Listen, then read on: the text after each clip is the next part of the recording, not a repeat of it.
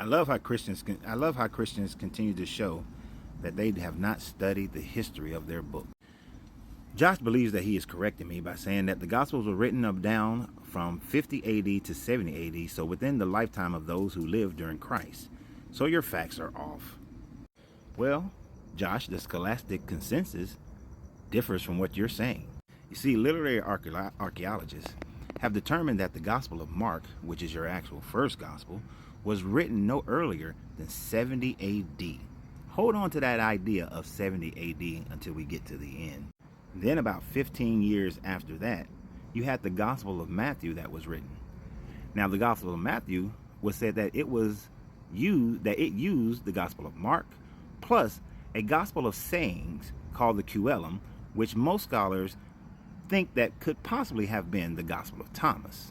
The Gospel of Thomas is not a Gnostic gospel, but it's kind of close in some of its sayings, and you can see many of the sayings from the Gospel of Thomas did make it into your future books of Matthew, Luke, and John, which were found at the Nag Hammadi Library. Now, about 15 years after that, you had your Gospel according to Luke that was written, which borrowed heavily from Mark and Matthew. Then you had your Gospel of John that was written last. This Gospel was written around 100 to 110, culminating in a 30 to 40 year time frame that these books were written, about 40 years after the so-called death of Jesus, when it all got started. That is a long telephone game being played. So I think you should go and do a little bit more research on when these books were written. And even though some of your religious scholars try to say that it possibly could have been written, Mark, for instance, could have been written in 50 AD, those are religious scholars who already have a predetermined landing point, so they cannot be trusted. Now let's go back to the fact that the first and earliest Gospel of Mark wasn't written until 70 AD, and it was written by an unknown author. And as an insert, all of them were written by unknown authors. Now, what else happened in 70 AD during that time frame?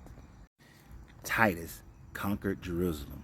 Titus, the son of Vespasian, had conquered Jerusalem, and Vespasian had been called back to Rome to become the emperor of Rome. Now, Vespasian was known to conquer a group of people by getting rid of their story or changing their story, as he did with the Druids.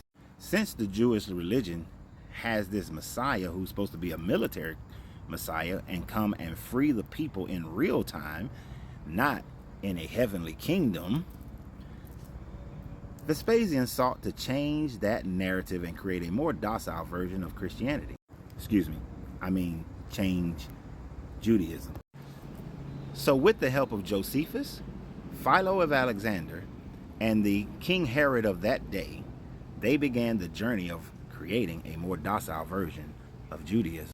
And since all these Gospels were written between 70 AD and 110 AD, which fits into the time frame of Josephus's life, as well as Philo's life and Herod's life, the growing consensus is that between the three of them, they began the writings that would become your Christianity.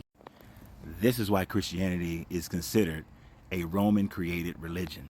Even your book of Revelations is a Christian creation in order to make the Julio-Claudians look bad. It's propaganda. The whole mark of the beast and all of that is a representation of Nero, and Nero supposedly being able to come back and conquer the Roman Empire and take it back for himself. Since Revelation clearly displays this, and since Nero could not have been someone who was still alive 100 years after Christ, it had to be something that was written by those of the Flavian dynasty.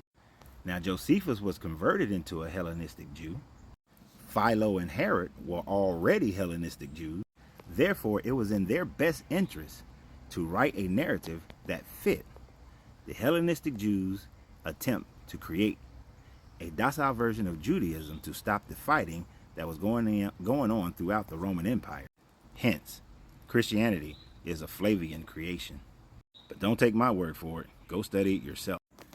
because you have to free yourself to be yourself, because your greatness is non-negotiable. Good journey, good vibration.